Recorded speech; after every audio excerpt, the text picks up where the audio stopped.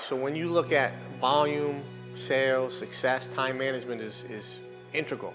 It's so important because if I don't have good time management, I'm not going to be able to be like people think I'm in 6 places at one time.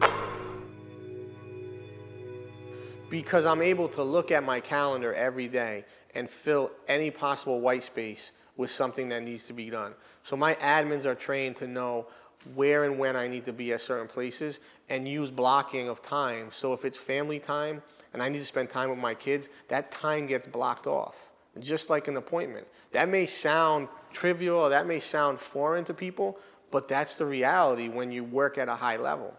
The other thing is there's certain things that I can pass to my staff to actually handle that don't need to be managed by me, and my time can be better used on other things. So I've been able to gain the ability of time management and the ability to really set a schedule for the most important things every single day. And that's how I look at my day. And I make sure there's no wasted time and there's not any noise within the day. So the day is going to be consolidated of actual things that have to do with building my business.